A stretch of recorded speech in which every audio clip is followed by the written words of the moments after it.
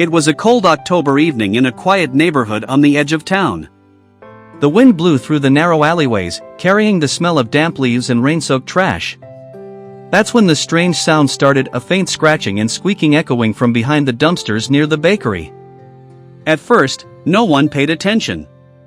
The baker, Mr. Doyle, assumed it was another rat rummaging for scraps. They had plenty of those, and the sound of tiny claws on metal lids was nothing new. But this time, it was different. The sound wasn't fast or erratic like a rat's scurry, it was slow, weak, almost desperate. That night, a group of kids passed by on their way home. One of them, Emma, stopped and turned toward the noise. "Did you hear that?" she asked. Her friends shrugged it off. "It's just a rat," one of them muttered, pulling her along. But Emma hesitated.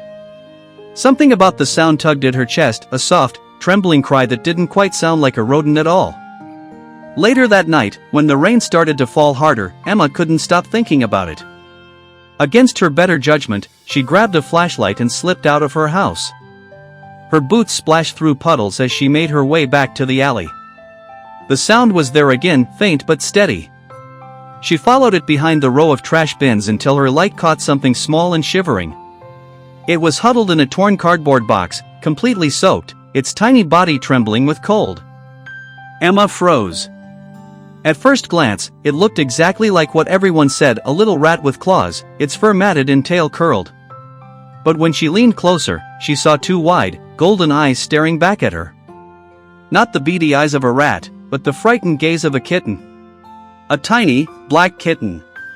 Its fur was clumped together with rain and dirt, making it look smaller than it was. Its claws, sharp and thin, were clutching the cardboard like it was the only thing keeping it alive. When Emma reached out, the kitten flinched but didn't run. It was too weak to move. "Oh, you poor thing," she whispered, scooping it up gently. It fit in the palm of her hand, all bones and heartbeat. She tucked it inside her jacket, feeling its warmth press weakly against her chest. When she got home, her mother gasped. "Emma! What on earth?" "It's not a rat," she said quickly. Everyone thought it was. But look. Her mother took one look at the tiny creature inside. They dried it off with a towel, wrapped it in an old blanket, and placed it near the fireplace. All night, Emma sat beside it, feeding it drops of warm milk from a spoon. The kitten survived the night. Then another. And another. Within days, it began to open up, soft purrs replaced the weak mews, and its black fur regained its shine. Months later, Shadow, as Emma named him, grew into a strong, playful cat who followed her everywhere.